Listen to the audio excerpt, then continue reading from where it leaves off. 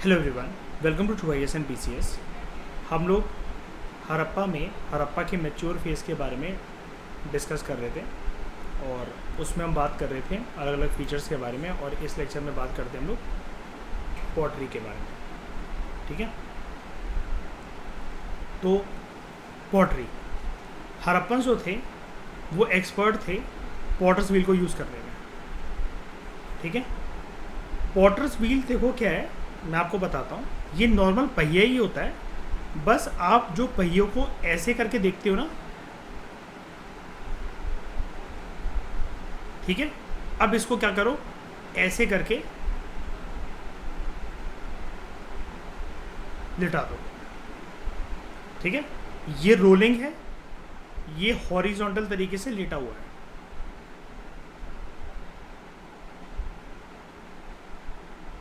ठीक है, अब आप जानते हो कि कोई भी घड़े, मटके, चीनी मिट्टी, कोई भी ऐसी चीज़ अगर बनती है कभी भी गौरव, तो वो पहिए पे ही बनती है। ऐसी पॉटर्स व्हील जिसको कहते हैं, मतलब पॉटर्स व्हील तो एक नाम हो जाता है कि पॉटरी बना रहा है, पहिए पे बनती है वो। सबसे बेसिक लेवल पर अगर मैं जाकर बात करूं,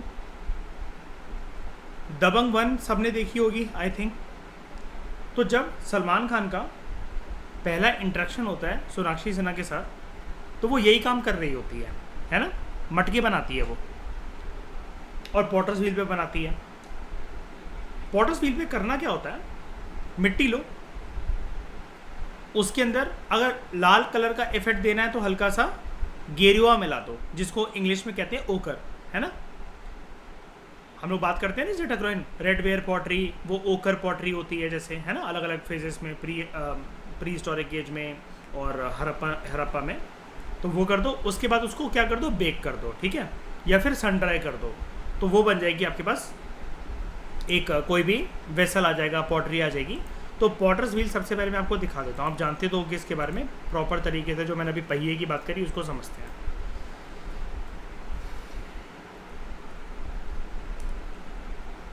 ये अक्सर पिक्चरों में देखा होगा, या आप लोगों ने कभी स्कूल की साइड से कभी कुछ क्राफ्ट करा हो, या कोई स्कूल में मेला लगाओ, कॉलेज में मेला लगाओ, तो ऐसा कुछ करा होगा खुद से कभी, है ना, देखा तो होगा ये पक्का। क्या था, क्या होता है, मतलब ये पहिया, मिट्टी लेते जाओ लेते जाओ लेते जाओ, उसको घुमाते घुमाते घुमाते आपके पास कोई ना कोई एक आकृति, एक अवशेष जो है वो बनकर आ जाता है। ठीक है, इसको ज़रा सा समझते हैं हम लोग, ताकि हड़प्पन की मेंटेलिटी को जान सकें।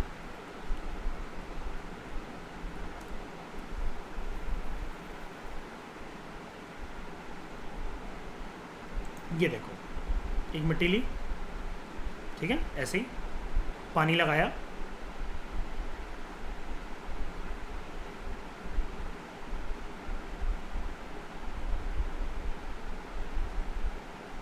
शेप देते देते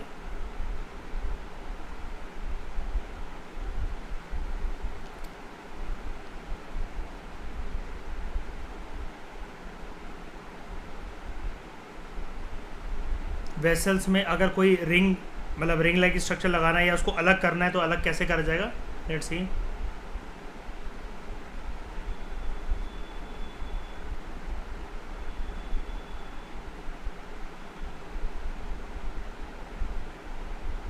बड़ी सॉफ्ट हाथों से करा जाता है, क्योंकि मिट्टी उस टाइम पर काफ़ी गीली होती है।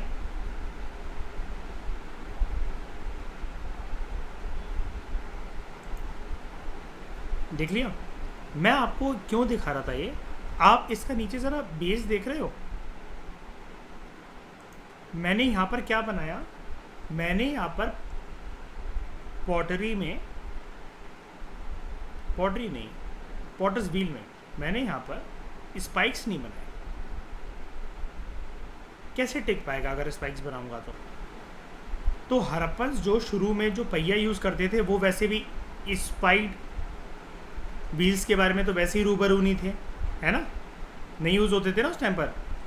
तो जो पहिया जिसमें वो हम लोग बात कर रहे थे उस दिन, लकड़ी की या कॉपर की रॉड को डालकर ये पहिया जो चलाते थे, या कोई भी चीज़ उनको चलानी है, जैसे चैरियट भी मिला है अभी रिसेंटली, है ना। तो उसी को लिटाकर ऐसी हॉरिजॉन्टली ये काम करा जा सकता है, ये ऐसे मटकों को ऐसी शेप दी जा सकती है। ठीक है, आप कभी भी इसका बेस देख लो, देखो कभी भी इसके अंदर स्पाइक्स नहीं होते हैं। आप नीचे हमेशा इसका बेस देखो, वो आपको वैसे दिखेगा नॉन स्पाइक्ड। मिट्टी दी, सेम प्रोसीजर, वही आकृति देते देते देते देते ये बना लिया प्रॉपर तरीके से, घड़ा एक मटका। ये लो,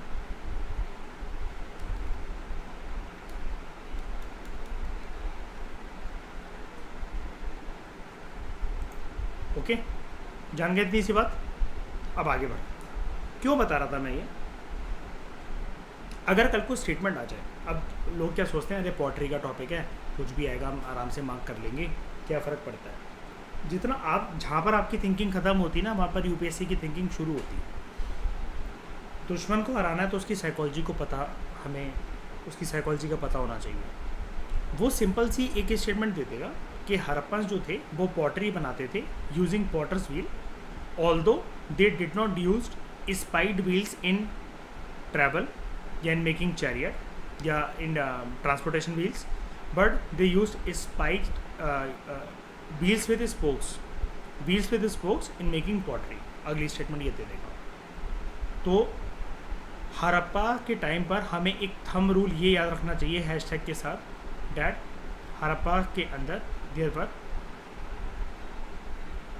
स्पोकलेस व्हील्स, ये तो हम जानते हैं। लेकिन कभी भी दूसरा थंब रूल ये है, पॉटरी का कैसे भी किसी भी ज़माने के अंदर काम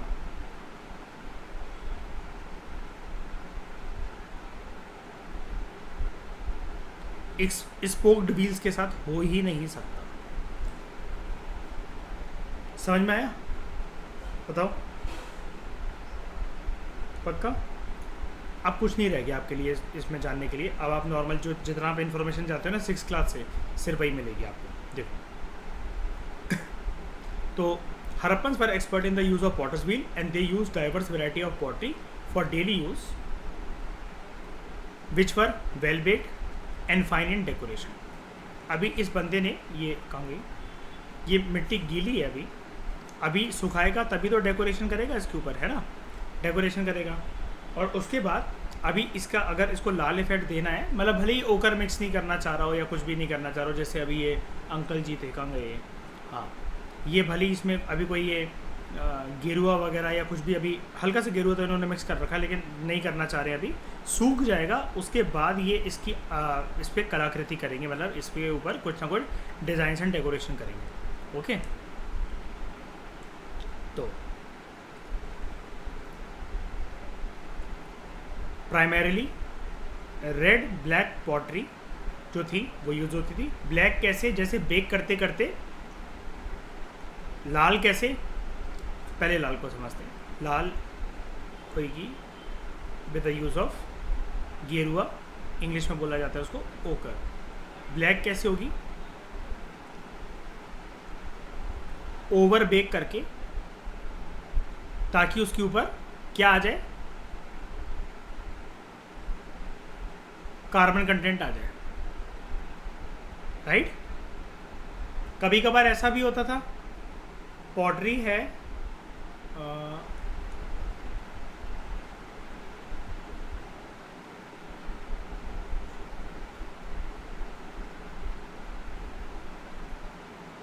लाल कलर की आकृतियां जो इस पे बन रखी हैं,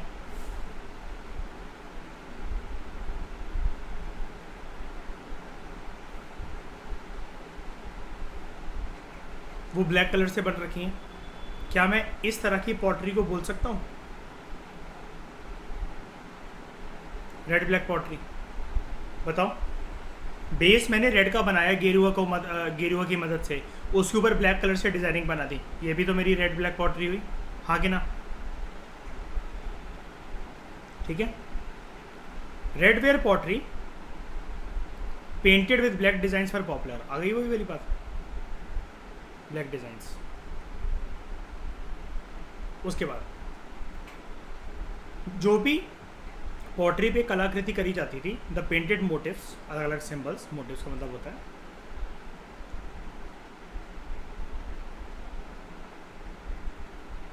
सिंबल्स और drawings. Generally notice on pottery were horizontal lines और वेरिड थिकनेस, कुछ ऐसी, आप इस पॉटरी को इमेजिन कर लो, कुछ ऐसी लाइन, ठीक है। लीफ पैटर्न,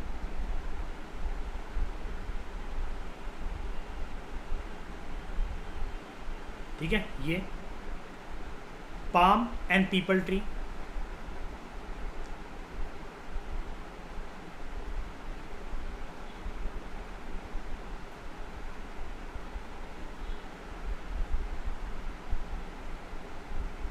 ठीक है, and people tree.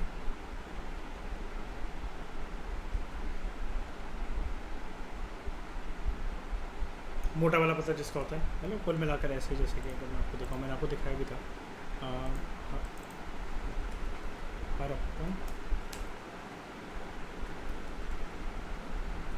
Pottery, palm, leaf,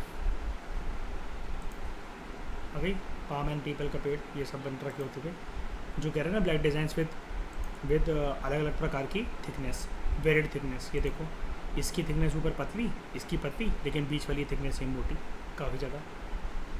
okay, फिर बहुत सारी चीज़ आपको यहाँ पर देखने को मिलेंगी। ये कुछ डिज़ाइंस हैं और कुछ ये पीपल के पेड़ के पत्ते हैं, ठीक है, उस पर भी कुछ कुछ कलर कर रखा हुआ है। और ये फिर थोड़ा सा इसको पॉलिश्ड लुक दे रखा है, एक एनिमल जो है वो ड्रॉ कर रखा है, ठीक है, ये सब चीज़ें। Intersecting circles,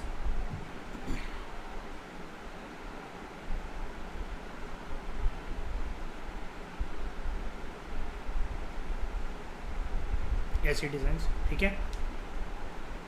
geometrical motives with both floral and faunal patterns, किसी किसी पे ये जैसे पत्तियाँ, किसी किसी पे ये पत्तियाँ क्या होगा फ्लोरल पैटर्न, ये हो गया faunal pattern. Such as figurings of birds, fishes and animals like rabbits, peacock, ducks, pigeon, white fowl and monkey. बाकी सबको तो आप जानते हो, वाइट फाउल, तीतर, याद है।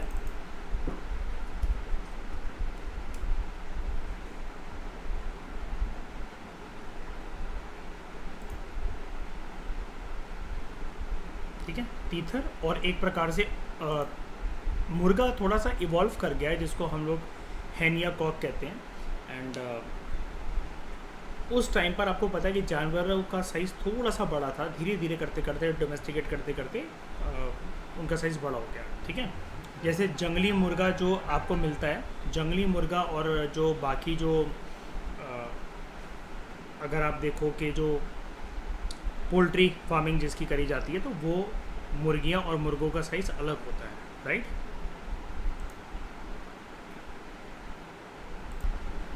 तो फिर राइटर ना यहाँ पर हमें एक हिंट देकर जा रहा है श्रेया। क्या हिंट देकर जा रहा है यार? घड़े पर, मटके पर, किसी भी वेसल पर अगर ये आकृति बनी है और ये सारे एनिमल्स की डिज़ाइन अगर हमें देखने को मिलती है, एक जनरल लाइफ का रूल तो आप जानते ही हो, इंसान कभी भी वो चीज़ बना नहीं सकता। और उस ज़माने के अंदर जब इंसान ने अपनी मेंटल स्किल को जस्ट एक्सप्लोर करना स्टार्ट करा है, कभी भी इंसान वो चीज़ कभी नहीं बना सकता ड्राइंग की फॉर्म में जो उसने कभी देखी ना हो। एग्री करते हो उस चीज़ से? हड़प्पा में अगर क्वेश्चंस को एलिमिनेट करना है, स्टेटमेंट्स को एलिमिनेट करना है, राइट स्टेटमेंट तक पहुंचना है, ये मेंटेलिटी बहुत काम आती है कि हड़प्पन्स कभी भी वो तो बना ही नहीं सकते थे जो उन्होंने कभी देखा ना हो। अगर कोई चीज़ इंसान उस ज़माने के अंदर बना रहा है, भैया आज का इंसान तो है नहीं, मतलब मैं होमो सेपियंस की बात नहीं कर रहा, आप उस टाइम पर सोच कर देखो ना, फैसिलिटीज़ और जीवन किस तरीके से चल रहा था। फर्स्ट अर्बनाइजेशन का फेस आया, जैसे तैसे इंसान अभी तक हंटिंग गैदरिंग से होते होते बिल्डिंग और ये सड़कें बढ़के नाले वगैरह बनाना सीख रहा है, ठीक है। तो इंसान अभी डेवलप कर रहा है ना। इंसान अपनी सभ्यता में जाकर उस सभ्यता को आगे बढ़ाने की कोशिश कर रहा है, ठीक है। इसलिए तो उसको फर्स्ट अर्बनाइजेशन बोलते हैं या फर्स्ट सिविलाइजेशन बोलते हैं, ठीक है। अब ये अगर जानवर या ये चिड़िया, तोता, मैना जो भी हैं, ये अगर इसने कभी देखे ना हो तो ये कैसे बना सकता था, नहीं ना। तो ये आपके पास पूरी की पूरी एनिमल की एक लिस्ट है। एंड श्रेया, लेटेस्ट जो हमारे पास इसमें जो लिस्ट है वो है रैबिट, खरगोश भी मिलता है, ठीक है, जो कि अभी तक हमने कहीं नहीं पढ़ा जनरली, ठीक है। उसके बाद pottery is shaped like dish on stand. Dish on stand कुछ नहीं होता, जो मैं आपको इतनी देर से दिखा रहा था ना, ये है डिश और उस पर ये एक प्रकार से स्टैंड, इसी को कहते हैं डिश ऑन स्टैंड पॉटरी, ठीक है। कि मतलब नीचे कोई बेस रखकर उसको घुमाया जाएगा, उसके बाद और वो बेस जो होना चाहिए वो फ्लैट होना चाहिए। डिश में कोई गैप होते हैं क्या, स्पोक्स होते हैं क्या? आप जब थाली खाते हो तो क्या एक एक जगह पर मतलब खाना रखा रहता है कि इस कोने में रखा हुआ है, इस कोने में रखा हुआ है, ऐसा नहीं है, पूरी थाली में बिछा रहता है ना वो खाना। तो ऐसे ही इसको कहते हैं डिश ऑन स्टैंड, ओके। तो उसके बाद एस शेप्ड के जार्स, कुछ plates, dishes, bowls and pots. तो some of these pots were use for storing grains. कुछ लोग इसमें पानी रखते थे और कुछ लोग इसमें अंदर अपनी ज्वेलरी भी रखते थे, कपड़े भी रखते थे। उसके बाद जब कोई इम्पोर्टेंट ओकेशन इनके यहाँ होती थी ना, तो भाई मदिरा तो बनता है पीना, है ना। जाम जब तक नहीं लगेगा तो महफिल का मज़ा क्या। तो कोई फेस्टिवल है या कोई इम्पोर्टेंट ओकेशन है, उस इम्पॉर्टेंट ओकेशन पे यूज़ होने वाली एक स्पेशल प्रकार की पॉटरी थी जिसको हम लोग कहते हैं परफोरेटेड पॉट्स या परफोरेटेड पॉटरी, जिनके अंदर होल्स होते थे। हम इनके बारे में पढ़ चुके हैं। नशे वाले पत्ते जो हैं, जैसे भांग धतूरा के पत्ते, वो रख दिए उसके अंदर, 2-4 दिन के अंदर सूखने दिया, 3 दिन के बाद वो सेलिब्रेशन है, या जो भी मतलब जिस भी तरीके से ये अपनी ज़िंदगी चलाते थे, जो भी सेलिब्रेट करते थे, उसके बाद वो अपने आप छन छन कर नीचे एक पतीले में या किसी भी एक कटोरे में, बोल में वो जमा हो जाएगा वो पानी, और उस पानी में होगा नशा। तो और ये कैसे कह सकते हैं हम लोग कि इम्पोर्टेंट ओकेशन के लिए हुआ करती थी या फिर इस प्रकार की चीज़ें करने के लिए, क्योंकि पॉटरी में इस प्रकार के छेद बनाने का कोई मतलब ही नहीं बनता, होल्स बनाने का कोई मतलब ही नहीं होता, ठीक है। ये है सेरिमोनियल वेसल। और ऐसे दूसरी इस प्रकार के जो वेसल है वो हर जगह मिले नहीं हैं, पहली बात, ठीक है, बहुत ही कम जगह पर मिले हैं। अब जैसे हम मोहनजोदड़ो को इतना एडवांस सिविक लाइफ वाला या एडवांस अर्बनाइजेशन वाला हम लोग साइड क्यों कहते हैं, out of the more than 2600 sides of IBC, because great bath जैसे स्ट्रक्चर हैं, या मोहनजोदड़ो में जो प्रीस कॉलेज है, प्रीस किंग की आकृति है, ब्रॉन्ज डांसिंग गर्ल है, ऐसा हमें कहीं पर भी नहीं मिला। इतने बेहतरीन तरीके से स्किल वर्क, हमें क्राफ्ट वर्क कहीं पर भी नहीं मिला। तो while some perforated pots were probably use for brewing fermented alcohol beverages, ठीक है, मतलब वही शराब बांटना, मतलब मदिरा देना, ठीक है, उसके लिए यूज़ होते थे इंपॉर्टेंट ओकेशन पे। यहाँ पर ये फ़ोटो ठीक नहीं है, मैं आपको परफोरेटेड पॉटरी प्रॉपर तरीके से अगर मैं आपको दिखाऊँ तो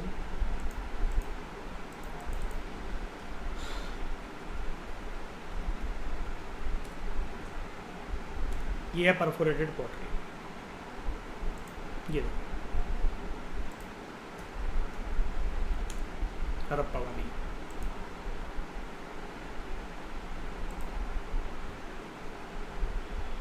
अब यहाँ पर कोई सेंस बनता है क्या कि ठाकुराइन सौगंधा हम लोग इसमें पानी रखें और पानी दे दिया जाएगा? भाई घुसते ही पानी का जो पहला बेस है वहाँ इतने सारे छेद है, बाहर नहीं निकल जाएगा? तो सोचने वाली बात है। इसके अंदर ग्रेन्स भी नहीं रखे जा सकते, वो भी बाहर आते जाएंगे, हल्का फुल्का ये हिलेगा या कुछ भी होगा, है ना। इसलिए जो आर्कियोलॉजिस्ट हैं, हिस्टोरियंस हैं, उन्होंने अनुमान लगाया कि यार ये इसके अंदर पक्का कोई भांग धतूरा जैसे नशे के कोई पत्ते रखकर पानी वगैरह डाला जाता होगा, और फिर सोख के जो रिस कर नीचे एक प्लेट या बाउल लगा दिया जाता होगा। ये पानी रिस कर 2-4 दिन में, 3 दिन में, 1 हफ्ते में ये सारा उसमें कलेक्ट हो जाएगा और वो होगा नशे वाला पानी। देखो अब इसका क्या स्टोर करा जा सकता है इसमें, बताओ। ऑब्वियस ही बात है, पहले पत्ते वगैरह बिछा कर वो सब करना है, और धीरे धीरे करते करते पानी जो है वो रिस के तैयार हो जाएगा। Okay,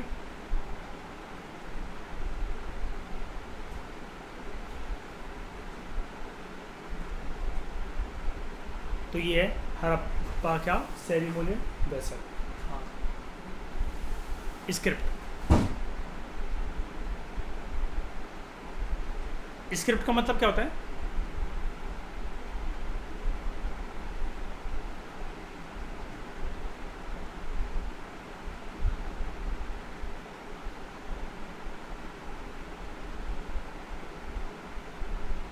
writing on some surface using सम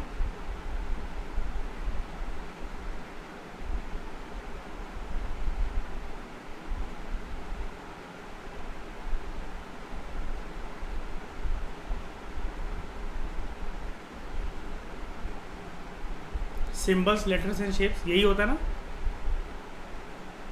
हम अगर हिंदी लिख रहे हैं, हम इसमें कुछ ना कुछ, जैसे एक एक चंद्र बिंदु बना रहे हैं जैसे मान लो, ठीक है, या हम कोई भी शब्द लिखने के बाद ऊपर एक डंडा बनाते हैं, सेंटेंस खत्म होने के बाद ये वाला डंडा बनाते हैं। ये शेप, सिंबल, लेटर्स तो है ही ना, ये बताओ है कि नहीं? ऐसे इंग्लिश में जो हम ये कर रहे हैं, यू बनाना, डब्ल्यू बनाना, ओ बनाना, ठीक है। तो script, Harappan script was pictography, यानी कि यहाँ पर जो भी लिखा जाता था, इसलिए मैं आपको ये बता रहा था कि writing on some surface using symbols, letters and shapes. तो ये किसकी, इनमें से किसकी मदद लेते थे? पिक्टोग्राफी मतलब कुछ ना कुछ, ना ही लेटर ना ही कोई दूसरी चीज़, ये बेसिकली ड्रॉ करते थे कुछ पिक्चर्स, और वो पिक्चर्स ही होती थी इस फॉर्म के अंदर, या तो सिंबल्स या कोई शेप्स वगैरह। एंड इट वॉज लोगोस लिपिड, ईच सिंबल सिंबलाइज करता था किसी न किसी एक शब्द को या सिलेबल, कुछ कहना चाह रहे हैं मतलब वो उससे, ठीक है। लेकिन बात वही है, ये राज उन्हीं के साथ चला गया। डोंट वरी, निराश होने वाली बात नहीं है, ठाकुराइन हमारी काम कर रही है उस पर, है ना, डिसाइडरमेंट पे। तो it is believe that they use ideogram. अब ये एक नया शब्द है हमारे लिए इसलिए कि ईडियोग्राम यूज़ करते थे, डैट इज़ ग्राफिक सिंबल। जैसा कि मैंने आपको ऊपर बताया, ये कोई भी सिंबल या कोई भी शेप, ठीक है, that is use that is to say, सबसे पहली लाइन लिखी जाएगी, जो भी ग्राफिक सिंबल है, बनाते गए बनाते गए बनाते गए बनाते गए, जो कि एक आइडिया को कन्वे तो कर रही है। और ये जो लिखी जाएगी वो कैसे लिखी जाएगी? बूस्ट्रोफीडर में। पहले आप जानते हो, कुछ भी चीज़ बनाकर, यहाँ इन्होंने बनाया, एक लाइन गई ऐसे, अगली आएगी ऐसे,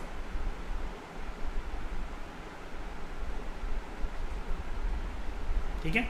सेम लेटर्स को यूज़ करके मैंने अब ये डायरेक्शन जो इधर मोड़ दी, तो right to left, left to right, ठीक है। और इसी को कहते हैं बूस्ट्रोफीडर। काफ़ी टाइम से आप लोग ये शब्द सुन रहे थे ना, यही है यहाँ पर। उसके बाद सबसे दुखद खबर, Harappan script has not been deciphered so far, ठीक है। लेकिन हरप्पा से लेकर मोहनजोदड़ो तक, मोहनजोदड़ो से कालीबंगन तक, कालीबंगन से धौलावीरा, धौलावीरा से लोथल, लोथल से राखीगढ़ी, राखीगढ़ी से सुरकोताड़ा, सुरकोताड़ा से अमरी, अमरी से कोटदीजी। जितनी भी हरप्पन साइट्स हैं, there is evidence of common script which points to great cultural integration. और यही वो पॉइंट है जो कि किसको सिम्बलाइज करता है? हमने इस चैप्टर के इंट्रोडक्शन में क्या पढ़ा था? एक वर्ड पढ़ा था ना, कल्चरल होमोजेनिटी, ठीक है। लेकिन अलग अलग साइट्स पे अलग अलग टोपोग्राफी और रिसोर्सेज की वजह से जो था वो लोगों की लाइफस्टाइल वगैरह सब कुछ अलग तो था ही। जैसे जिस प्रकार के महान स्ट्रक्चर हमें मोहनजोदड़ो में मिले हैं, वो तो कहीं भी नहीं मिले हैं, ठीक है। तो वो सिम्बलाइज करता है डाइवर्सिटी को, यानी कि कल्चरल हिट्रोजेनिटी को। और ये जो जितनी स्क्रिप्ट थी, it virtually got disappeared by 1700 BC, ठीक है, which hints at the lack of sufficient downward percolation of writing. अच्छा, यहाँ पर जो डाउनवर्ड का मतलब है ना, डाउनवर्ड का मतलब है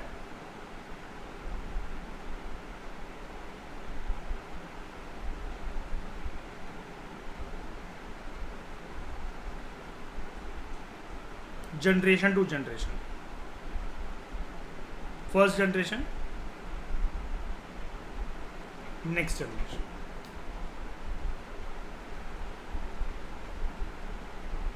राइटिंग सिस्टम आगे नहीं कैरी फॉरवर्ड हुआ, यानी कि हमें जो हरप्पन स्क्रिप्ट या Harappan writing structure, boustrophedon form of writing जो देखने को मिलता है, ideograms, pictographic form of writing, logosyllabic, जो भी चीज़ एसोसिएटेड है हरप्पन स्क्रिप्ट के साथ, ये कौन से फेज़ की निशानी है हरप्पा की? अर्ली, मैच्योर या लेट? ज़्यादातर मैच्योर, और धीरे धीरे करते डिक्लाइन होता होता पूरा लुप्त कैसे हो गया? लेट हरप्पन में। और क्यों हो गया? बिकॉज उस टाइम पर, जैसा कि आप जानते हो, जीने मरने की पड़ी हुई थी हरप्पन्स को। एक प्रॉपर थ्योरी तो कोई भी नहीं मतलब बता सकती है, लेकिन आर्यंस मान लो इन्वेट कर रहे थे, तो ऐसा तो नहीं है एक फाइन सुबह वो चले आए होंगे यहाँ पर सारे के सारे एक साथ सरप्राइज थप्पा करने इनको, है ना? ऐसा तो नहीं होगा। वेव्स में आ रहे होंगे ना वो, या फ्लड आया या सूखा पड़ गया, जो भी था, तो बर्बादी एकदम से नहीं हुई। अगर एकदम से हो रही होती तो पूरा एक ही बार में इवैक्यूएट हो जाता, है ना, इंडस वैली सिविलाइजेशन। लेकिन आपको पता है ना, बाद में जो घर थे वो टेढ़े मेढ़े या कुछ भी करके, तो वो ये चीज़ शो करता है कि जब इंसान का शांत दिमाग था ना, तब वो स्क्रिप्ट वगैरह ये सब लिख रहा था। बाद में तो बात आ गई थी दोबारा सर्वाइवल टेंडेंसी पे, क्योंकि अर्बनाइजेशन से होते होते दोबारा हरप्पा किसकी तरफ बढ़ने लगा था? अगेन जो वैक्यूम आया वो फिर से किस में कन्वर्ट हो गया? जब हरप्पा और इंडस वैली सिविलाइजेशन लुप्त हो गई एक तरीके से, again it got converted into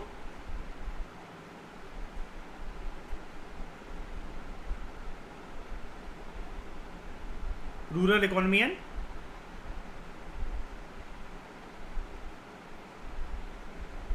rural society. और फिर ये जाके दोबारा कब उठता है? सेकेंड अर्बनाइजेशन के फेज में,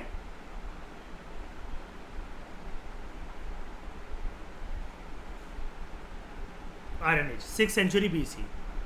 वेरी गुड। नेक्स्ट बात करते हैं पहले बताओ स्क्रिप्ट और ये पोएट्री अच्छे से समझ में आ गया? कोई दिक्कत किसी को किसी शब्द में कोई दिक्कत इंटरप्रिटेशन में, एनालिसिस में? आगे बढ़े इकोनॉमी पे, ठीक है। तो हरप्पन्स की अर्थव्यवस्था को जानते हैं हम लोग। हरप्पन्स की इकोनॉमी के बारे में हमें बेसिकली पता लगता है उनके व्यापार की तरफ निगाह डालकर। उनका ट्रेड या ट्रेडिंग रिलेशंस काफ़ी फ्लरिश करता था और उनका व्यापार चलता था उनके जो कंटेम्प्रेरी सिविलाइजेशंस हैं उनके साथ, लाइक मेसोपोटामियन सिविलाइजेशन, ठीक है, Dilmun civilization, Magan civilization, as well as Egyptian civilization, ठीक है। तो मेसोपोटामियन जो थे, they called Indus region as Meluha, ठीक है। सबसे ज़्यादा व्यापार इनका कौन से सिविलाइजेशन के साथ होता था? मेसोपोटामिया। अच्छा, जो पर्शिया बोला जाता है, पर्शिया आज के टाइम पे कहाँ पर है? ईरान को बोला जाता है पर्शिया, ठीक है। तो ये कौन सा सिविलाइजेशन की बात कर रहे हैं? मगान तो ओमान है, इजिप्ट तो इजिप्टी है ना। मेसोपोटामिया के अंदर ज़्यादातर रीजन इराक वाला आता है, तो काइंड ऑफ मेसोपोटामिया के आसपास बगल वाला रीजन, लेकिन आप इसको सेपरेट सिविलाइजेशन के तौर पर भी मेंशन कर सकते हो। तो श्रेया 5वां सिविलाइजेशन हमारे सामने, ठीक है, हिंट के तौर पर। और भी थे, मुझे तो ऐसा लगा श्रेया जैसे मैंने पढ़ा ही नहीं है सिविलाइजेशन के बारे में, जो कृष्ण रेड्डी की बुक खोली। हाँ, क्या अच्छा ये भी था। मैं अमेरिका भी लाई दो यहाँ पर फिर, कि कोलंबस घूमता होगा यहाँ। नहीं, एक बात कह रहा हूँ कि मतलब मेरे का इतने सिविलाइजेशन है और भी नए नए कि मेरे को पता लगा मैंने शायद से अमेरिका भी होता होगा, अमेरिका से व्यापार होता होगा इनका। कोई बात नहीं, हमारी एक एज हमेशा रहेगी। देखो क्या है कि धीरे धीरे करके लेवल तो बिल्ड हो ही रहा है, हमें बस ऊपर बिल्डिंग ही क्रिएट करनी है। जो एक्स्ट्रा चीज़ है बस वही तो निचोड़नी है। अब अभी पूरे डिस्कशन में मुझे क्या इंपॉर्टेंट लगा, मुझे सिर्फ रैबिट ये पता लगा कि रैबिट पोट्री पे ड्रॉ करा जाता था तो रैबिट मिलता होगा। अगर बात करूँ कि अभी तक जिसकी मैंने नोट मेकिंग कर रखी है या कुछ भी कर रखी है, रैबिट ही के एक्स्ट्रा शब्द मिला है मुझे, है ना। उसके बाद मेसोपोटामियन टेक्स्ट जो हैं वो बेसिकली बताते हैं कि हरप्पन जब अपना सामान लेकर आते थे ना, या मेसोपोटामिया जब अपना सामान बेचते हरप्पन की तरफ, इंडस वैली सिविलाइजेशन की तरफ बेचते थे, बात तो एक ही है। तो रास्ते में ना 3 हॉल्ट लेते थे वो लोग, ठीक है, 3 इंटरमीडिएट ट्रेडिंग स्टेशंस, यानी कि हम इसको उस ज़माने के ऐसे बोल सकते हैं जो ये 3 इंटरमीडिएट लगातार, इंटरमीडिएट का मतलब है एक के बाद एक उसी रास्ते पे मिलेंगे, क्या मैं इनको ऐसा कह सकता हूँ? ये एक प्रकार से सी पोर्ट्स थे और हॉल्ट लिया जाता है बेसिकली कुछ ना कुछ करने के लिए, सामान को रिफिल करने के लिए, थोड़ा फ्रेशन अप हो जाने के लिए। क्योंकि आपको एक चीज़ पता है, समुद्र के रास्ते से अगर आप ट्रैवल करते हो ना तो आपको सी सिकनेस हो जाती है कभी कभार, जिसकी वजह से आपको लगातार वॉमिटिंग होती रहती है। लोगों को ऐसा प्लेन में भी होता है ना। जब प्लेन एक बार क्या करता है रास्ते में, जैसे लंबी फ्लाइट अगर आप क्रॉस कंट्री लो ना, तो एक बार ना वो ऐसे नीचे और ऊपर हो जाता है, मतलब पूरा प्लेन ना ऐसे ऊपर नीचे हो जाता है 1-2 बार। उसकी वजह से कई लोगों को ना वॉमिटिंग जैसी फीलिंग आने लग जाती है प्लेन में बैठकर, और उसके बाद कई दिन तक लोग जो है अगर किसी फ्लाइट में एडजस्ट नहीं हो पा रहे हैं या कुछ भी हैं तो वो कई दिन तक बीमार रहते हैं, जेटलैग रहता है उनको, थकावट रहती है, मन उनका उतनी पोटेंशियल पे काम नहीं करता, तो रुकना बीच में ज़रूरी होता है ना। तो ये सी पोर्ट, अब जैसे फ़्लाइट भी जब यहाँ से वहाँ तक जाती है, कभी कभार जब एयर ट्रैफिक बहुत होता है तो किसी एयरपोर्ट पे हॉल्ट होता है कि नहीं होता है ठकुराइन श्रेया? हॉल्ट होता है ना कहीं कहीं इंटरनेशनल फ्लाइट पे, कहीं भी के कई लोग बोलते हैं कि हमारी फ्लाइट अभी दुबई रुकी हुई है, 4 घंटे का भी डिले है, इसके बाद जो हमारी फ्लाइट है फिर आगे जाएगी, है ना। दुबई पे हॉल्ट है अभी हमारा 4 घंटे का, तो यही चीज़ है। उसके बाद तो 3 यहाँ पर हॉल्ट होते थे इनके, 3 ट्रेडिंग स्टेशंस। एक दिलमुन, आज के टाइम में भी बहरीन है, पर्शियन गल्फ, मकान प्रोबेबली था मकरान कोस्ट, ओमान, या जिसको मगान भी कहते हैं, ये अलग नहीं है, इसी को कहते हैं मकान। ज़्यादातर जगह पर मकान लिखा होता है, इन्होंने मकान लिखा है, के की जगह जी लिखा होता है ज़्यादातर, ठीक है। उसके बाद मेलुआ, मेसोपोटामियंस फाइनली अपना सामान यहीं छोड़कर चले जाते थे, यानी कि इंडस वैली सिविलाइजेशन में। अब they also indicate that Mesopotamia imported copper, carnelian, ivory, shell, lapis lazuli, pearls and ebony from Meluha. ये इंपोर्ट करवाते थे, यानी कि ये हड़प्पन से इनको एक्सपोर्ट करते थे, बात तो वही है। कॉपर तो आप जानते हो, कार्निलाइन कौन सा स्टोन? रेड स्टोन, ठीक है। आइवरी आप जानते हो, हाथी दांत। शेल भी आप जानते हो, आइवरी तो आपको बताइए, आइवरी हाथी दांत, ठीक है। शेल भी आप जानते हो, जिससे कभी कभार ज्वेलरी भी बनेगी, वो कौड़िया और शंख के वगैरह, शंख के बारे में हम बात कर रहे थे। उसके बाद लेपिस lazuli, कौन से कलर का स्टोन?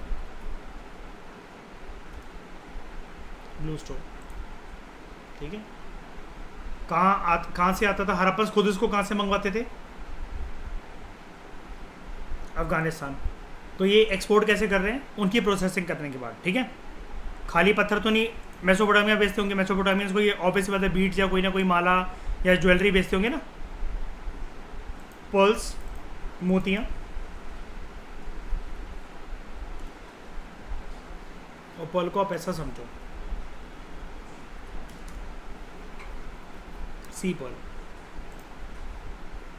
मोती, जो इसका केस होता है ना, इसको हिंदी में सीपी कहते हैं।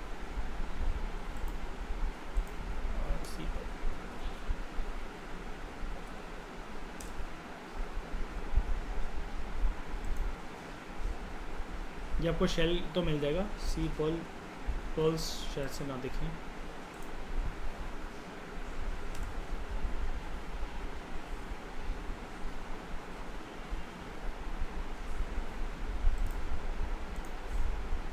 उसके बाद एबनी, क्या होता है एबनी? एक प्रकार का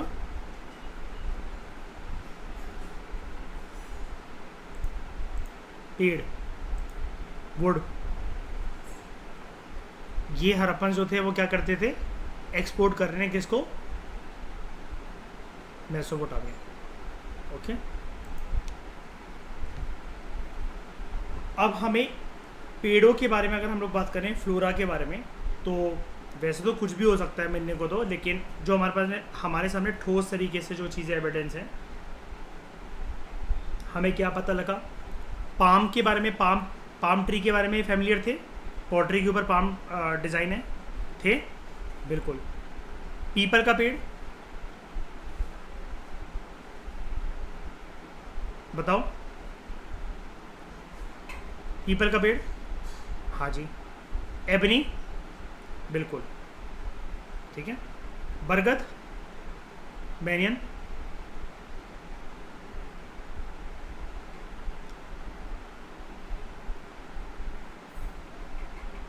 बरगद, yes they were familiar with बरगद also, ठीक है। तो Mesopotamians imported all these things from Meluआ. The export from Mesopotamian to Harappans, मतलब हम जो import करते थे वो क्या करते थे? It included items, अब यहाँ एक चीज़ दे रखी है, the probable reason behind lack of remains of these goods at Harappan sites, मतलब हमारे वाली चीज़ें मेसोपोटामिया में तो मिल गई हैं, लेकिन मेसोपोटामियंस की चीज़ें हमारी साइट्स पर क्यों नहीं मिली, हरप्पन साइट्स पर? तो वो कह रहा है probable reason behind lack of remains of these goods at Harappan sites is the reason that except silver all these products were perishable, वो लुप्त हो जाने वाले थे कि टाइम के साथ सर्वाइव नहीं कर सकते थे, उनका नेचर ऐसा नहीं था। तो चलो देखते हैं भाई कैसे सर्वाइव नहीं कर सके। कपड़े, ठीक है, समझ में आता है।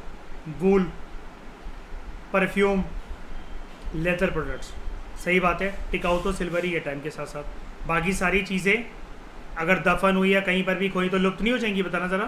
पेरिशेबल है ना सारे आइटम्स, कपड़े, वूल, परफ्यूम, लेदर प्रोडक्ट्स, ठीक है।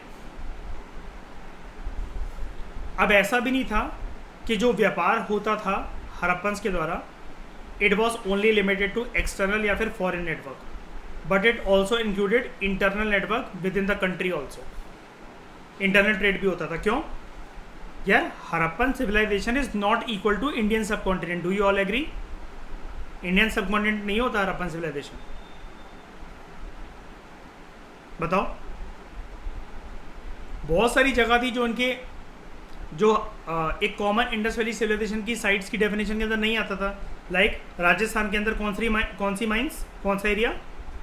खेतरी माइंस। उसके बाद साउथ इंडिया, जो ये लोग वहाँ से क्या मंगाते थे? फार साउथ इंडिया से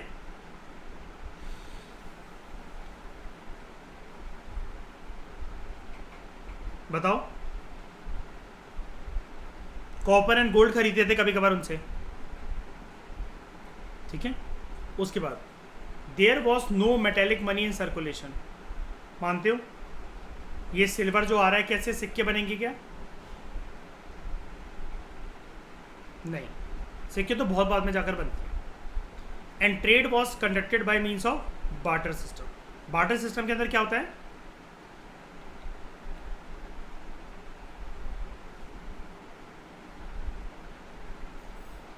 डायरेक्ट एक्सचेंज ऑफ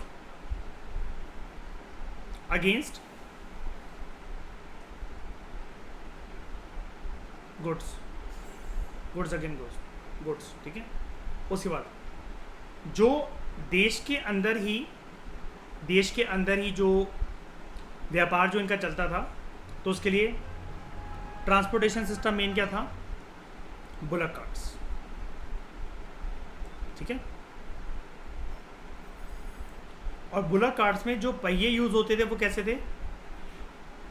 स्पोक्स वाले या स्पोकलेस? स्पोकलेस। जब ये लोग सामान अपना पहुंचाते थे, कौन से एनिमल को साथ लेकर जाते थे? छोटे छोटे उसको टॉय फिगरीन्स में भी वो बैठे रहते हैं बुलक कार्ट पे, बताओ कौन से एनिमल्स थे वो?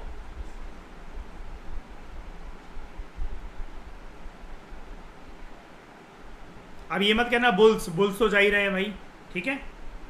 पहिए तो घुमा के लेकर जाएंगे नहीं। हाँ, डॉग। डॉग क्यों? सामान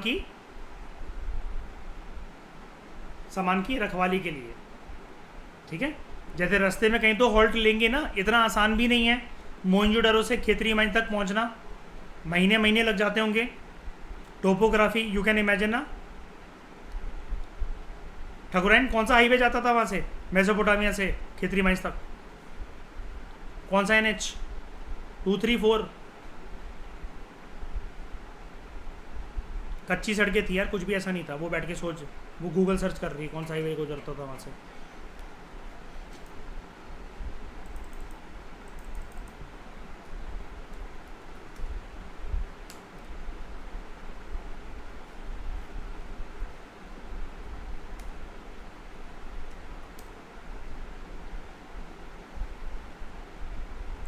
ये आप देखो ऐसे करके सामान जाता था, ये आगे कौन बैठा हुआ है,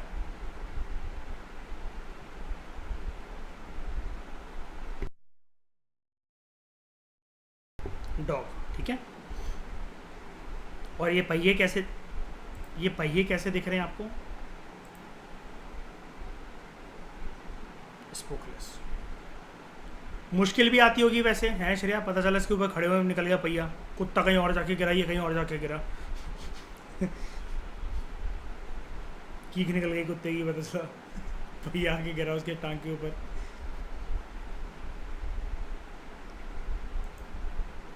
okay, trade routes of Indus valley. ये जितनी आप पिंक कलर की लाइन देख रहे हो, ये था। हम शुरुआत करते हैं, ये है ब्लैक कलर का आपका पूरा इंडस वैली सिविलाइजेशन, ठीक है। बेस्ट है लोथल, धौलावीरा, वैसे तो लोथल क्योंकि बोट्स वगैरह सारी यहाँ पर हैं। उसके बाद यहाँ से जो सामान जाएगा इस पॉइंट से,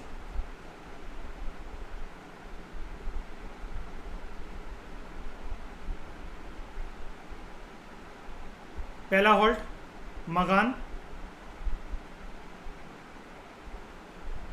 दूसरा हॉल्ट दिलमुन, उसके बाद इस लैंड में पहुंच गए और ये पूरा हिस्सा मेसोपोटामियन सिविलाइजेशन का, और बगल में यहाँ पर इजिप्ट, ठीक है। तो जो मैप सामने, वैसे उस दिन मैंने आपको करवाया था ना, जो मैप शेयर करा था, वो ज़्यादा बेटर है। ये कॉम्प्लिकेटेड चीज़ों में मत फंसा करो, ठीक है। ये इन्होंने कहीं कॉपी पेस्ट कर रखा है, खुद का दिमाग लगाया नहीं होगा, ठीक है।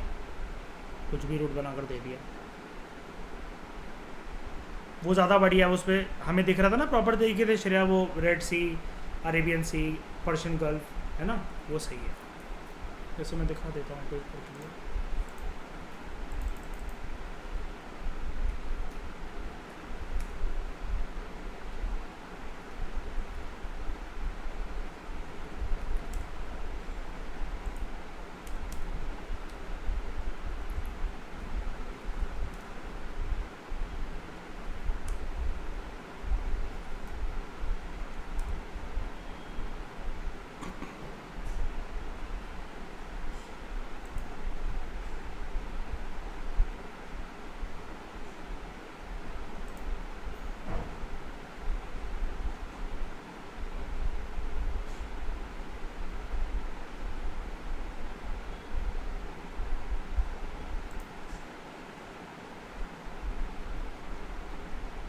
ये अगर आप यहाँ से देखो,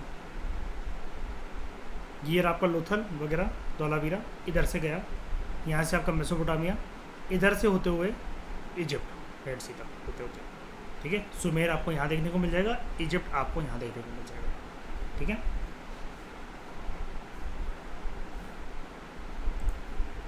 आगे की aspects of Harappan trade networks and economy.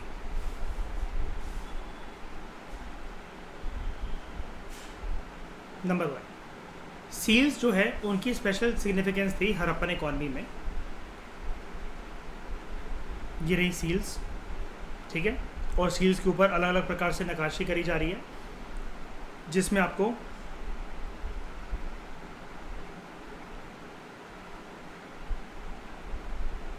Animal motives देखने को मिलेंगे एंड कुछ कुछ सिंबल्स देखने को मिलेंगे, यानी कि जो कि सिंबलाइज करती है हड़प्पन स्क्रिप्ट को, ठीक है। उसके बाद seals hold a special significance in Harappan context. हर एक जो व्यापारी था, जो मर्चेंट था, they probably had a seal bearing an emblem, ठीक है। एक उनके पास सील होती थी जिस पे कुछ ना कुछ बना हुआ है, often a religious character and a name और brief description on one side. जो स्टैंडर्ड हड़प्पन सील जो पाई गई हैं ज़्यादातर, एक तो वो स्टेटाइट के पत्थर से बनी होती थी, एंड शेप की बात करें तो देवर स्क्वायर या फिर ऑब्लॉन्ग प्लेक।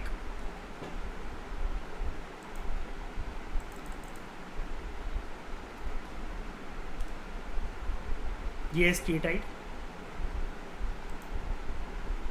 ठीक है।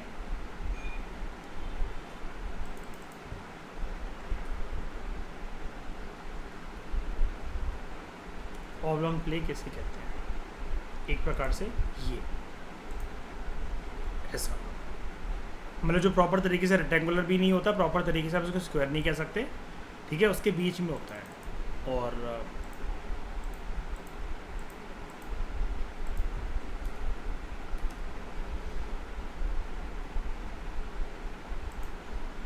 जो होते थे स्टेटाइड सील्स,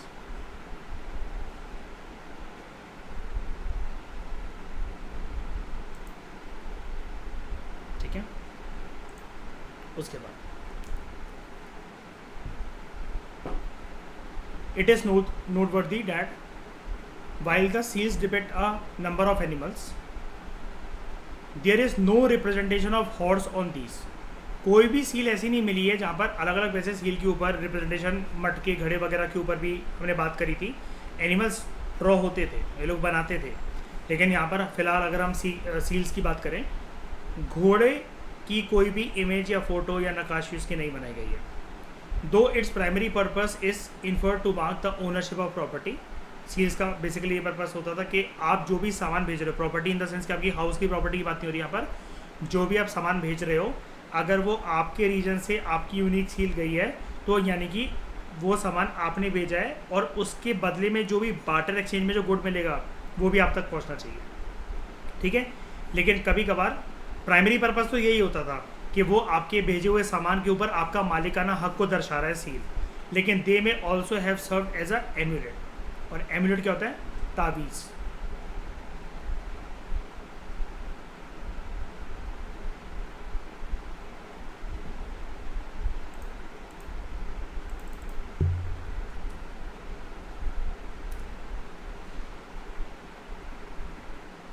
इसको कहते हैं एम्यूलेट, तावीज़।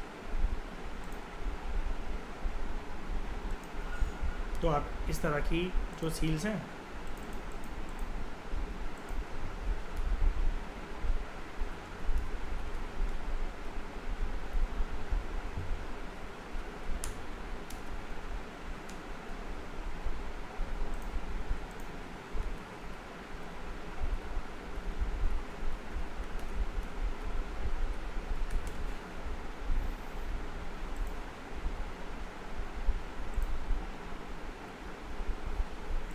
ये देखो, आप इसको इमेजिन कर लो,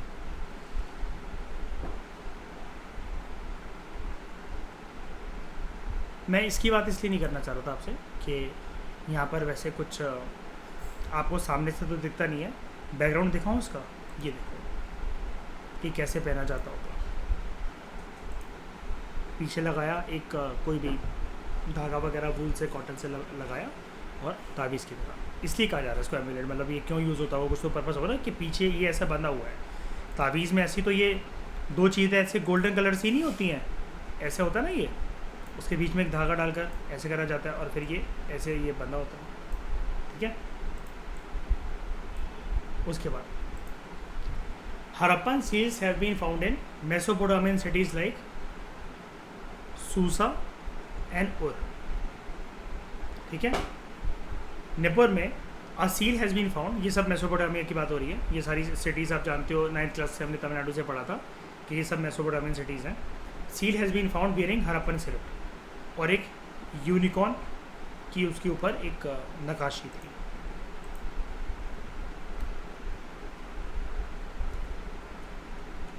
यूनिकॉर्न वाली तो सील काफ़ी मिल चुकी हैं यहाँ पर ये, लेकिन अब ये माना जाता है कि देखो, अच्छा मुझे आप एक बात बताओ, जैसे मैं ना हाँ डालता हूँ,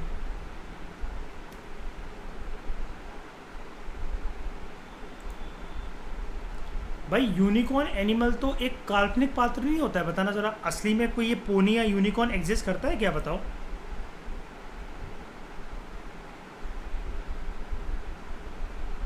बोलो, नहीं ना। यूनिकॉर्न एक काल्पनिक होता है ना, इमेजिनरी फिगर होता है ना एनिमल का। अब लेकिन इन्होंने फिर भी एक यूनिकॉर्न बनाया, ठीक है। मेरी एक्सप्लेनेशन इसके लिए ये है, इसको देखो, यार ये ना एक साइड ही तो दिख रही है। अगर हम जैसे सामने से कर किसी भी चीज़ को बनाएंगे तो एक साइड ही तो बनाएंगे। बिल्कुल वो हॉर्न इसका छुप गया है, वो बिल्कुल पैरेलल होगा, तो वो एक्चुअली में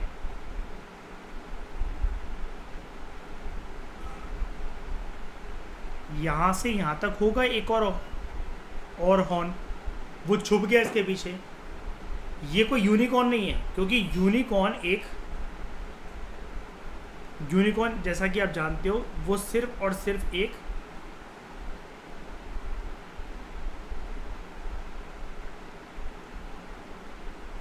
इमेजिनरी फिगर होता है। और जैसा कि एक रूल मैंने आपको बताया, हरप्पन्स कोई भी चीज़ ऐसी नहीं बनाते थे जो कि काल्पनिक हो,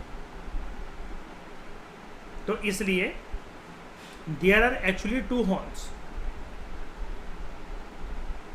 सिर्फ वो एक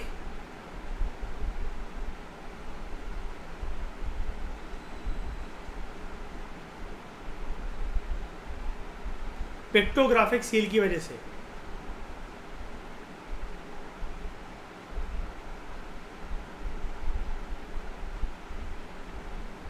one horn is hidden. It appears to be hidden.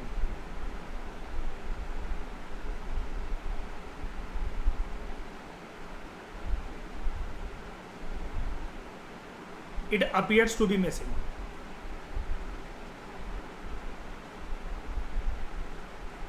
समझ में आया? इसकी एक्सप्लेनेशन समझ में आई?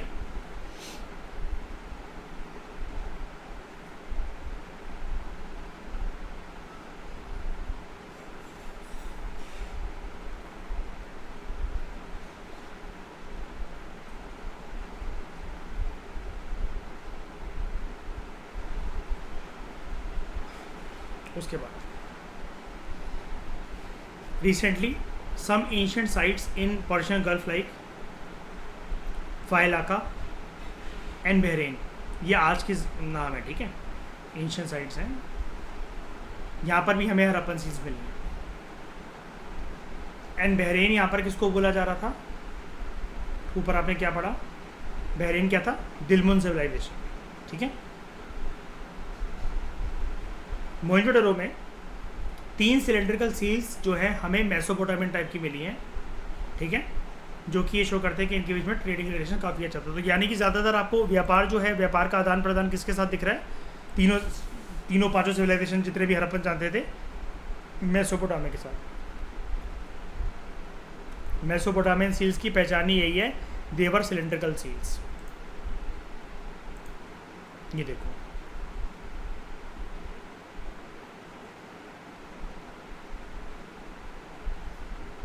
और ये भी काफ़ी बढ़िया तरीके से बनाते थे इसको। कुछ सील्स उनकी बहुत काबिल तारीफ़ हैं, जैसे ये देखो ओकर के साथ ड्राइंग देखो ज़रा इस पर ज़रा एक बारी आप, मछली कितने अच्छे से बनाई गई है, फिगर्स कितने, ये एक कोई ट्राइबल या कोई एक लेडी या कोई भी एक पर्सन बैठा हुआ है घुटनों के बल पर, एक ये भाला पकड़ा हुआ है अपने हाथ में। एक छोटी सी सील के ऊपर देखो इतनी प्यारी नक्काशी करी गई है।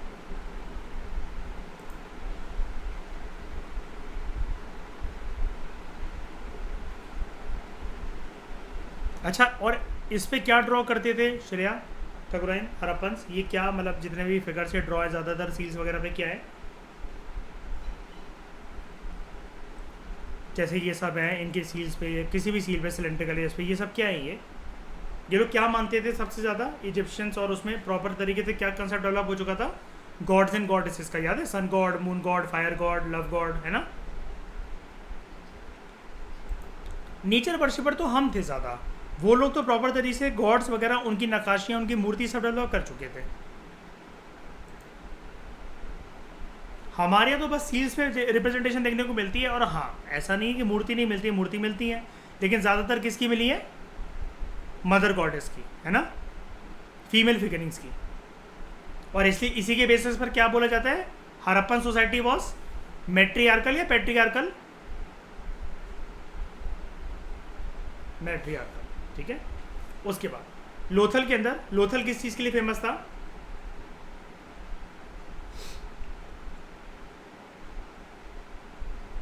हाँ, ठीक है। अब button seal has been found.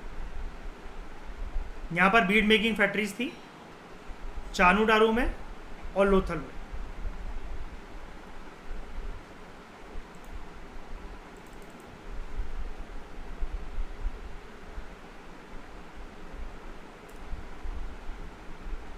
Button seal.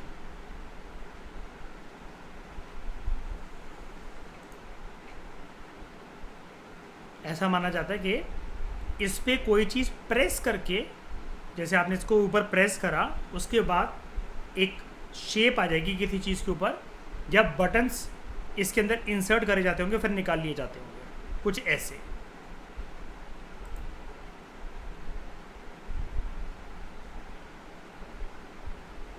Okay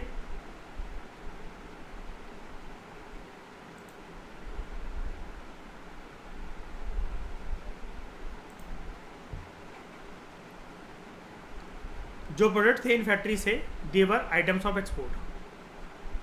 dockyard भी लोथल में मिला है, and sea ports have been founded Rangpur, Somnath and Balakot. यहाँ पर भी रुकने की जगह होती थी, मतलब जो मेसोपोटामिया से सामान आता था वो लोग मेलुआ तक यानी कि इंडस वैली सिविलाइजेशन तक भेजते थे।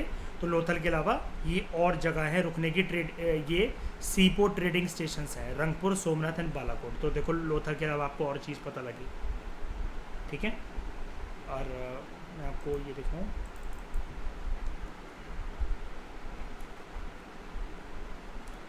आप लोगों को एक वो रास्ता याद है, मैंने ये बताया था आई थिंक 6th क्लास में, मैं बता चुका हूँ इसके बारे में पूरा का पूरा। ये बिल्कुल ऐसे यहाँ से बोर्ड की चढ़ाई करना बहुत मुश्किल है, और ऊपर से जब सामान आ रहा तब भी बहुत मुश्किल है, एकदम से उतारना पड़ता था ऐसे। ये थोड़ा सा, मतलब ऐसा नहीं है कि बिल्कुल वर्टिकल जैसे आपको यहाँ पर दिख रहा है, लेकिन थोड़ा सा यहाँ पर ये स्लांटिंग वे में बना होता था, है ना भाई। शिप्स को अगर स्लांटिंग वे से लेकर जाओगे तो ये तो भाई अम्यूजमेंट पार्क और ये वाटर पार्क जैसी बात नहीं हो गई। ये तो थ्रस्ट और फोर्स लगेगा कि नहीं लगेगा, सामान बिखर सकता है ना एकदम से, पानी के अंदर बर्बाद हो सकता है, बहुत संभाल कर उतारा जाता था ऐसे। आज के समय में ना ये है, एक एनक्लोज्ड जगह आपको दिखती है लाइक दिस। बारिश के दिनों में यहाँ पानी भर जाता है, वैसे सूखा पड़ा रहता है। अब आप कहोगे सर ये आगे तो बंद दिख रहा है, पूरा का पूरा रोड हाईवे कुछ दिख रहा है। इसके आगे थोड़ा सा जाओगे तो बगल में अरेबियन सी है, बस वहीं से होते होते, उसी अरेबियन सी से होते होते ये सामान निकल जाता था towards Bahrain, Oman, Dilmun, Mesopotamia, Egypt. और ये जो है ना,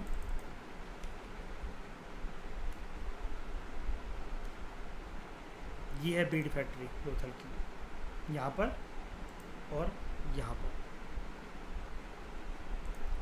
यहाँ पर मिल रखी है कि बीड जब बनाई जाती थी तो उससे भट्टियों वगैरह में गर्म करके यहीं पर काफ़ी ज़्यादा पॉलिश वगैरह कर कर सब कुछ रेडी वगैरह कर कर फिर बेच दिया जाता था।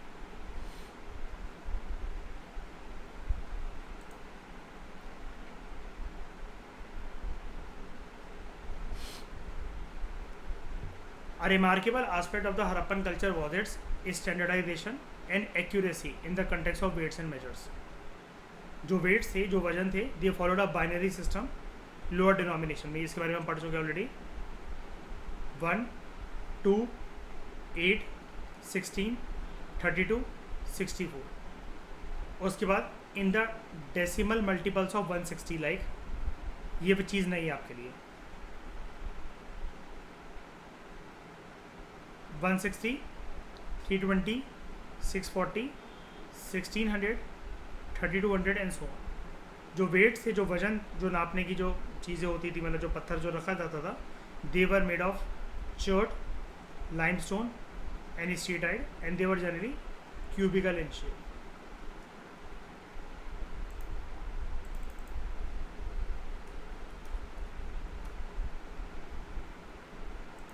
ये रहे हरप्पन वेट्स सारे के सारे।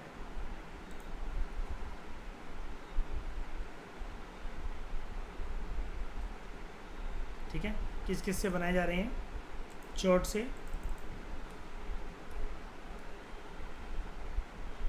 इस पत्थर से, लाइमस्टोन इससे, एंड स्टीटाइट इससे। ओके, मुझे बताओ ये वेट्स की ज़रूरत क्या है, वेट्स एंड मेजर्स की यहाँ पर इस ज़माने में?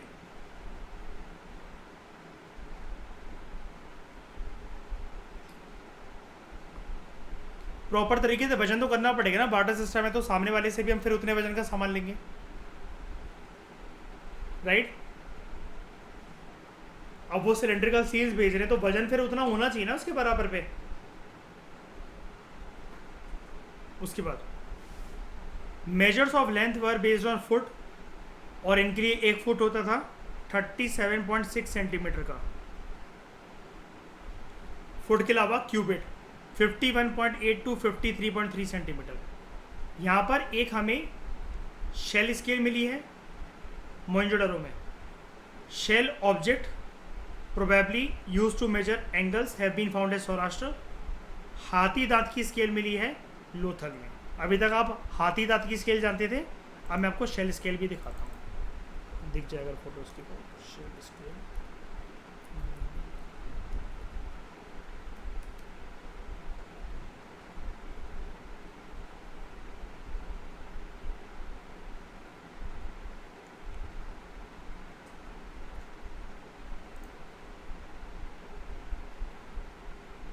आइवरी स्केल तो ये है, ऐसी शेल की भी स्केल बनी होती थी। हाँ, ये मेजर करने के लिए।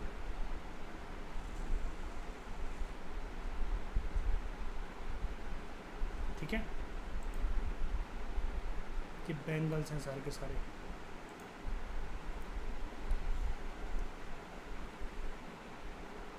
तो शेल ऑब्जेक्ट जो है to measure angles have been found at Saurashtra, तो ये जो एंगल वाली बात लिखी हुई थी ना यहाँ पर, ये एंगल को मेजर करेगा शेल ऑब्जेक्ट। ये सौराष्ट्र में मिला है। एंड वेयर इज सौराष्ट्र, कौन से एरिया के आसपास?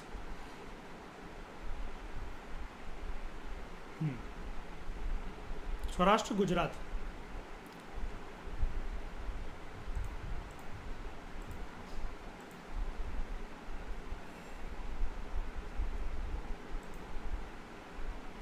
सौराष्ट्र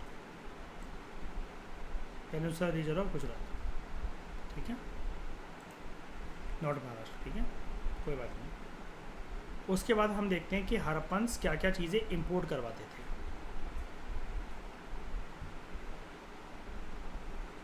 गोल्ड, अब देखो कहाँ से आता था। ये टेबल आपके लिए बहुत रिमार्केबल टेबल है। गोल्ड अफगानिस्तान से, ईरान से, कोलार रीजन से, साउथ इंडिया से।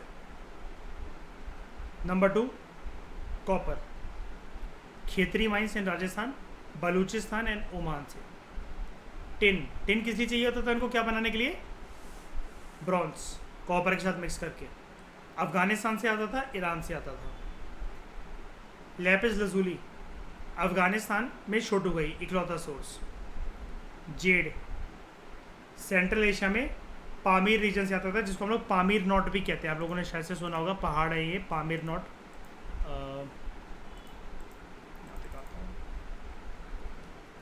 पामीर नॉट,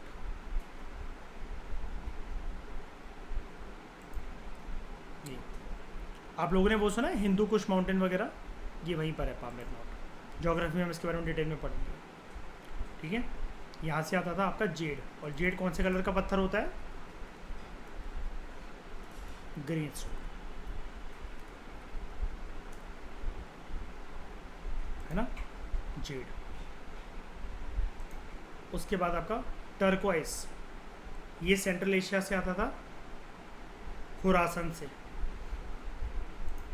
टर्कोइस वैसे कलर होता है लेकिन एक पत्थर होता है ये।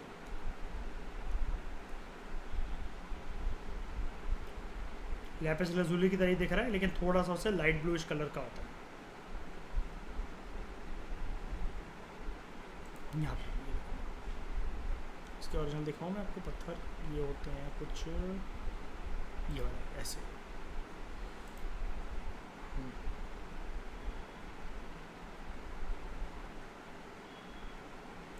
ठीक है। उसके बाद स्टीएटाइट,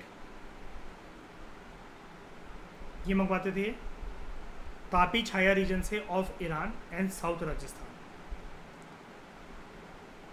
बिटुमेन बलूचिस्तान और मेसोपोटामिया से आता था।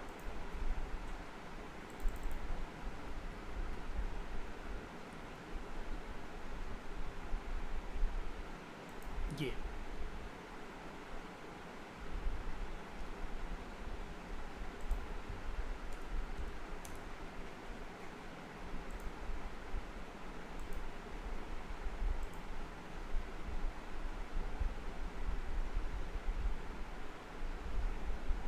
ठीक है, क्या मैं ऐसा बोल सकता हूँ ये जो बिटुमेन है इसी को गर्म करके ग्रेट बाथ में अगर पानी लीक ना हो तो जिप्सम ऑफ मोटार को मिक्स करके, याद है मैंने बताया था आपको कि वो सारा लॉक कर दिया जाता था, तो बिटुमेन मिला दिया जाता होगा उसके अंदर पिघलाकर, जिससे रोड की डांबर बनती है, बजरी बनती है। कह सकता हूँ मैं ऐसा कि बिटुमेन इसलिए यूज होता होगा।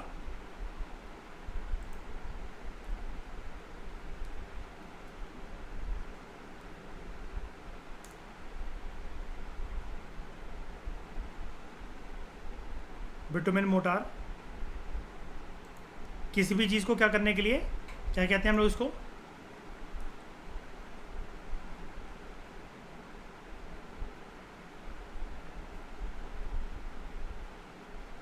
Water tight, right.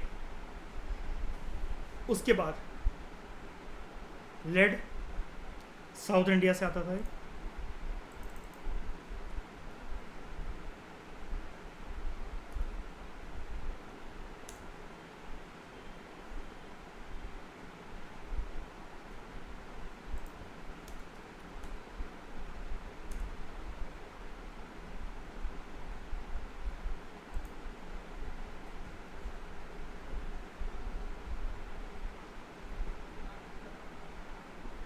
अब क्या मैं ऐसा कह सकता हूँ ये वाला जो लेड है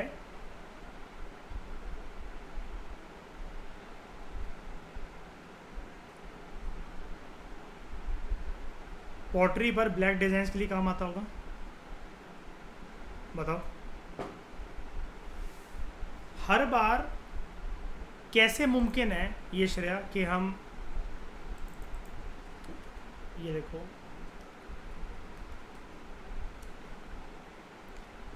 कहीं से कोयले की राख लाकर, कार्बन लाकर, या जो ईंट के भट्टे हैं वहाँ से लाकर इतनी अच्छी डिज़ाइन वगैरह बना सकें। किसके ऊपर लाएंगे वो बार बार राख को, कैसे पेंट करेंगे? क्या जैसे आज हमारी जैसे पेंसिल होती है लेड की, ये ज़्यादा अच्छी चीज़ नहीं है वैसे कि ऐसे करा गया हो, है ना। उसके बाद सिल्वर, खेतरी माइंस तो आप जानते हो, ठीक है। एक और माइंस थी जोआर माइंस ऑफ राजस्थान, यहाँ से आता था सिल्वर, और मेसोपोटामिया से भी आता था, ठीक है। और मेसोपोटामिया का सिर्फ एक ही चीज़, एक ही नकाशिया में क्या मिलती है ज़्यादातर देखने को, सिल्वर्स और सील्स। बाकी सारी चीज़ें क्योंकि क्या थी, पेरिशेबल। तो इस डिस्कशन में दोस्तों फिलहाल इतना ही। Thank you very much for discussion.